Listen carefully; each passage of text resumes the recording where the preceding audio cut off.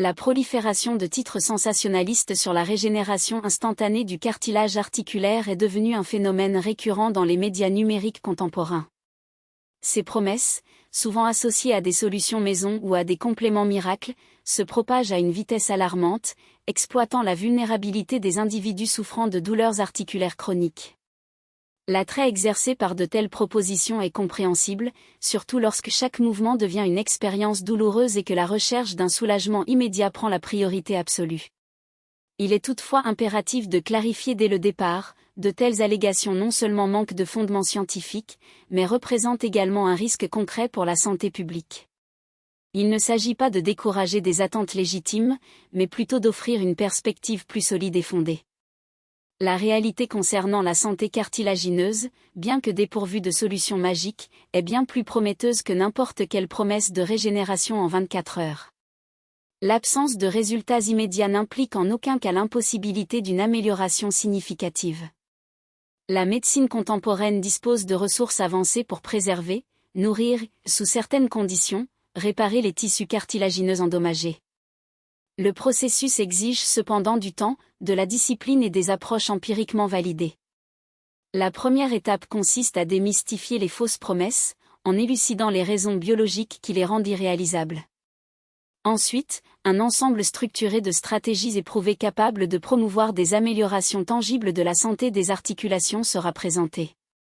L'objectif n'est pas de nourrir des illusions, mais d'apporter un soutien concret pour que l'individu puisse prendre efficacement en main sa condition. Pour comprendre l'impossibilité d'une régénération accélérée, il est nécessaire d'analyser la nature du tissu cartilagineux. Prenons par exemple l'articulation du genou. À l'interface entre le fémur et le tibia, se trouve un tissu spécialisé, lisse et résistant appelé cartilage articulaire. Sa fonction principale est de permettre un glissement fluide entre les surfaces osseuses, minimisant ainsi la friction pendant des millions de cycles de mouvement tout au long de la vie. Cette structure est majoritairement composée d'eau, soutenue par un réseau de fibres de collagène qui assure la résistance mécanique. Les protéoglycanes, molécules spécialisées, agissent comme des éponges microscopiques, retenant l'eau et assurant une capacité d'amortissement optimale. Pendant la jeunesse, le cartilage est épais, hydraté et résistant.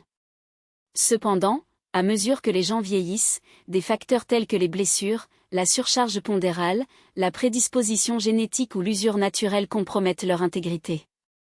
Ce processus dégénératif, appelé arthrose, se caractérise par l'apparition de fissures dans la surface cartilagineuse, une réduction de son épaisseur, et, dans les cas extrêmes, l'exposition directe du tissu osseux sous-jacent. La conséquence immédiate est l'augmentation progressive de la douleur et la limitation fonctionnelle.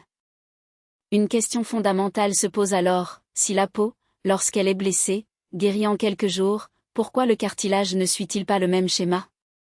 La réponse réside dans deux caractéristiques anatomiques cruciales. Premièrement, le cartilage est avasculaire, c'est-à-dire qu'il manque d'apport sanguin.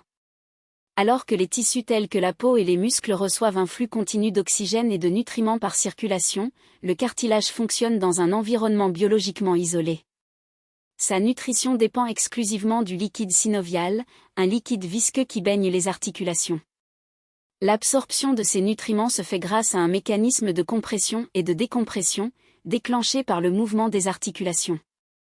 Lors de la marche par exemple, la pression exercée sur le cartilage expulse les déchets métaboliques, tandis que le relâchement de cette pression permet l'entrée du liquide synovial riche en nutriments. Une immobilité prolongée équivaut donc à un état de famine tissulaire. Le deuxième facteur limitant réside dans la rareté et la faible activité métabolique des chondrocytes, cellules responsables du maintien de la matrice cartilagineuse. Ces cellules, piégées dans le réseau de collagène et de protéoglycanes qu'elles produisent elles-mêmes, ont une capacité proliférative extrêmement réduite à l'âge adulte. La combinaison de ces deux éléments, manque de vascularisation et faible activité cellulaire, fait de la régénération rapide un scénario biologiquement irréalisable. Il n'existe pas de voie de transport pour le matériel nécessaire à la reconstruction tissulaire, ni pour les cellules capables d'accomplir une telle tâche à court terme. Lorsqu'une tentative de réparation naturelle se produit, le résultat est généralement la formation de fibrocartilage, un tissu de qualité inférieure, semblable à une cicatrice, incapable de reproduire les propriétés mécaniques du cartilage hyalin d'origine. Les promesses de régénération instantanée exploitent la douleur et l'espoir des individus, offrant des solutions simplistes à un problème complexe. Cependant, la connaissance des mécanismes biologiques sous-jacents donne aux patients la capacité de faire la distinction entre les approches efficaces et le charlatanisme. La bonne nouvelle réside dans le fait que, même s'il n'existe pas de raccourci, il existe un arsenal thérapeutique robuste et en constante évolution, capable de favoriser des améliorations significatives de la santé des articulations. L'approche idéale repose sur une stratégie multiforme combinant interventions de base et avancées. Le fondement de ce traitement consiste en des mesures accessibles mais souvent négligées, dont l'efficacité à long terme dépasse toute solution palliative. Le premier pilier est la pratique d'une activité physique intelligente. Le mouvement, comme mentionné précédemment, est essentiel pour nourrir le cartilage, mais pas n'importe quel type de mouvement. Une inactivité prolongée accélère la dégénérescence, tandis qu'un exercice à fort impact exacerbe l'usure. La solution réside dans des modalités à impact faible ou nul, comme la natation, qui offre une résistance sans surcharger les articulations, ou le vélo, qui favorise la mobilité sans générer de contraintes mécaniques excessives. D'autres options incluent l'utilisation de vélos stationnaires, d'elliptiques, de tai chi et de yoga adapté. Dans le même temps, le renforcement des muscles adjacents aux articulations, tels que les quadriceps, les ischio-jambiers et les fessiers, agit comme un système d'amortissement naturel, réduisant la charge sur le cartilage pendant la locomotion. Le deuxième élément fondamental est le contrôle du poids. La relation entre le poids corporel et la surcharge articulaire est implacable. Chaque kilogramme supplémentaire exerce une force équivalente à 3 à 6 fois cette force sur les genoux à chaque pas. Ainsi, réduire 10 kg peut soulager entre 30 et 60 kg de pression sur les articulations à chaque mouvement. Considérant qu'une personne fait des milliers de pas quotidiennement, l'impact cumulatif de cette réduction est substantiel, ralentissant la progression de l'arthrose et soulageant la douleur. Enfin, la nutrition anti-inflammatoire joue un rôle crucial. L'arthrose ne se limite pas à l'usure mécanique, elle implique également une composante inflammatoire chronique de faible intensité, qui accélère la dégradation du cartilage. Une alimentation riche en composés bioactifs, tels que les acides gras oméga 3, les antioxydants et les polyphénols, peut moduler cette réponse inflammatoire, créant ainsi un environnement plus favorable à la préservation des tissus articulaires. Environnement favorable à la santé des articulations. Dans ce contexte, privilégier les aliments riches en oméga 3, comme le saumon, les sardines, les noix, les graines de chia et les graines de lin, est essentiel. L'inclusion de fruits et légumes colorés, sources abondantes d'antioxydants, comme les myrtilles, les fraises, les épinards, le brocoli et les poivrons, est tout aussi pertinente. Les épices comme le curcuma, combinées au poivre noir pour améliorer son absorption, et le gingembre se distinguent par leurs propriétés anti-inflammatoires naturelles et peuvent être incorporées stratégiquement dans votre alimentation. En revanche, l'élimination des éléments pro-inflammatoires devient impérative. La consommation excessive de sucre, de glucides raffinés, de gras trans présents dans les aliments transformés, la trop grande quantité de viande rouge et les préparations culinaires soumises à des températures élevées doivent être strictement évitées. En matière de supplémentation, il est essentiel d'adopter une approche prudente, basée sur des preuves scientifiques. Le collagène hydrolysé, par exemple, fournit les éléments essentiels à la synthèse du cartilage, des études indiquant son potentiel pour réduire la douleur et améliorer la fonction articulaire, bien qu'il ne favorise pas la régénération complète des tissus. La glucosamine et la chondroïtine, composants naturels du cartilage, ont des résultats cliniques variables, mais plusieurs lignes directrices suggèrent que leur combinaison peut apporter un soulagement modéré de la douleur et éventuellement ralentir la progression de la dégénérescence cartilagineuse, en particulier dans les cas légers à modérés d'arthrose. L'acide hyaluronique oral, bien que moins efficace que sa forme injectable, a démontré des bénéfices dans certaines études, contribuant à l'amélioration de la douleur et de la fonction articulaire. Il est crucial de souligner que les suppléments n'ont pas d'action pharmacologique immédiate, ces effets nécessitent des mois d'utilisation continue et ne se manifestent pas de manière uniforme chez tous les individus. Cependant, en raison de son profil de sécurité favorable, son inclusion dans un plan thérapeutique intégré, toujours sous supervision professionnelle, peut être considérée comme une stratégie valable. Lorsque les mesures conservatrices ne suffisent pas, la médecine moderne propose des outils plus directs, capable de modifier l'évolution de la maladie d'une manière impensable il y a 20 ans. Même si elles ne constituent pas des solutions miracles, ces interventions représentent des avancées significatives dans la prise en charge de l'arthrose. La viscosupplémentation, par injection intra-articulaire d'acide hyaluronique, est une thérapie consolidée et efficace. Analogue à la vidange d'huile d'un véhicule, cette procédure vise à restaurer la viscosité et la capacité d'amortissement du liquide synovial, soulageant ainsi la douleur et la raideur pendant des périodes prolongées, en plus de faciliter la rééducation. Bien qu'il ne répare pas les dommages structurels, son application optimise la biomécanique articulaire, favorisant ainsi un plus grand confort et fonctionnalité. La thérapie par plasma riche en plaquettes, PRP, introduit une perspective régénératrice au traitement. En centrifuguant le sang du patient, on obtient une fraction enrichie en facteurs de croissance, dérivés des plaquettes. Ces éléments agissent comme des signaux biologiques, stimulant la réduction de l'inflammation, le contrôle de la douleur et l'activation des chondrocytes restants, favorisant le maintien de la matrice cartilagineuse. Bien que le PRP ne favorise pas la formation de nouveaux cartilages ex nihilo, sa capacité à améliorer le micro-environnement articulaire et à renforcer les mécanismes de réparation endogène s'est révélée prometteuse. Une autre modalité thérapeutique de pointe est la thérapie cellulaire utilisant des cellules souches, notamment celles dérivées du tissu adipeux ou de la moelle osseuse. Initialement, on pensait que son principal mécanisme d'action résidait dans la différenciation en chondrocytes. Cependant, des preuves récentes démontrent que son effet thérapeutique découle avant tout de ce que l'on appelle l'effet paracrine. Injectées dans l'articulation, ces cellules libèrent un ensemble de molécules aux propriétés anti-inflammatoires et immunomodulatrices, protégeant les chondrocytes de l'apoptose, recrutant des cellules réparatrices, dans certains cas, retardant la progression de la maladie. Cette approche s'est avérée être une option viable pour les patients souffrant d'arthrose modérée à sévère cherchant à retarder ou éviter une arthroplastie, avec des résultats encourageants en termes de soulagement de la douleur et d'amélioration fonctionnelle. Lorsque les blessures sont étendues ou localisées, des interventions chirurgicales peuvent être nécessaires, même si elles n'impliquent pas nécessairement un remplacement total de l'articulation. Dans les cas de défauts focaux du cartilage, en particulier chez les patients jeunes et actifs, des techniques avancées de réparation ont été utilisées avec succès.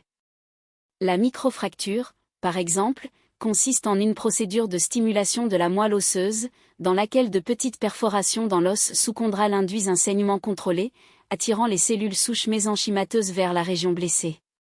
Ces cellules forment un caillot qui, une fois mature, donne naissance à du tissu fibrocartilagineux, capable de combler le défaut, de soulager la douleur et de restaurer partiellement la fonction articulaire.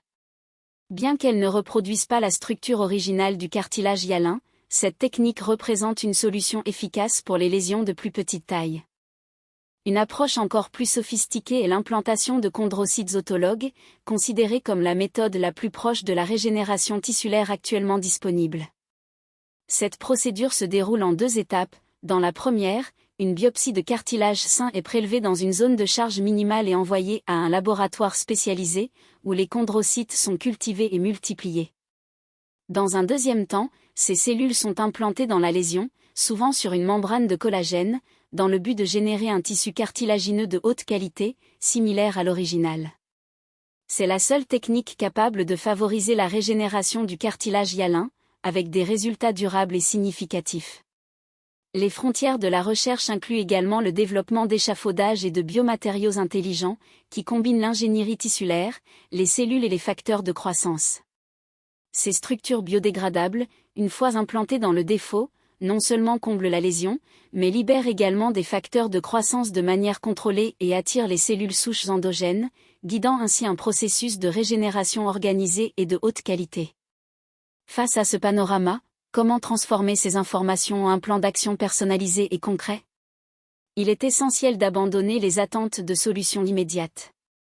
La clé de la santé articulaire à long terme ne réside pas dans de sombres secrets, mais dans une stratégie structurée autour de 3 piliers fondamentaux. La première consiste à construire une base solide, faite d'actions quotidiennes et non négociables. Une activité physique régulière, adaptée aux conditions individuelles, le maintien d'un poids corporel adéquat chaque kilo perdu représente un soulagement important pour les articulations et un régime anti-inflammatoire doivent être des priorités absolues. La supplémentation, lorsqu'elle est indiquée, doit être guidé par des preuves scientifiques et supervisé par un professionnel de la santé. Ce pilier est la base sur laquelle reposent toutes les autres interventions et ne peut donc pas être négligé. Le deuxième pilier concerne la réflexion sur les thérapies biologiques. Si la douleur persiste malgré les premières mesures, il est indispensable de demander une évaluation à un orthopédiste ou à un médecin spécialisé en médecine du sport. La discussion sur la faisabilité des injections intra-articulaires, du PRP ou encore de la thérapie par cellules souches doit être menée judicieusement, car ces approches peuvent redéfinir l'environnement biologique de l'articulation, réduire l'inflammation, soulager la douleur et prolonger la fonctionnalité, permettant ainsi le retour à un mode de vie actif.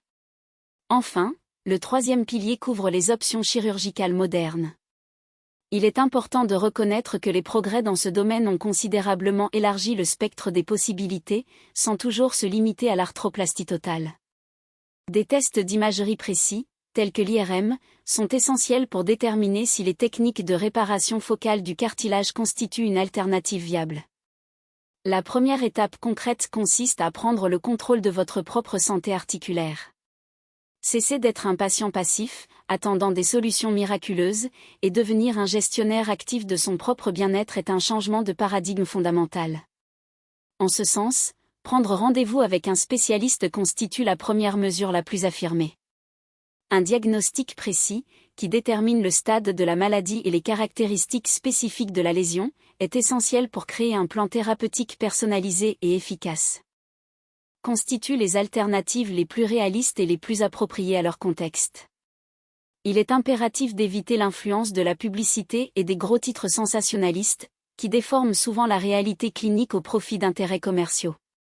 Recherchez des informations auprès de sources fiables, interrogez le professionnel lors de la consultation et comprendre les particularités de son propre corps et de la pathologie diagnostiquée sont des attitudes essentielles pour une prise de décision consciente. Il convient de noter que la régénération complète du cartilage en peu de temps est un mythe sans fondement scientifique. Cependant, la préservation, la protection, une nutrition adéquate et l'optimisation de la santé des articulations représentent des objectifs tout à fait réalisables. De tels objectifs nécessitent toutefois des connaissances spécialisées, un engagement individuel et des conseils professionnels qualifiés. Faire face à la dégénérescence articulaire ne ressemble pas à un sprint, mais plutôt à un marathon qui demande de la persévérance, de la stratégie et une adaptation continue. Avec les informations présentées ici, l'individu est dans une position privilégiée pour suivre ce chemin avec plus de sécurité et d'efficacité. Au lieu de chercher des solutions miracles ou des raccourcis illusoires, l'accent devrait être mis sur la construction d'une santé articulaire solide et durable.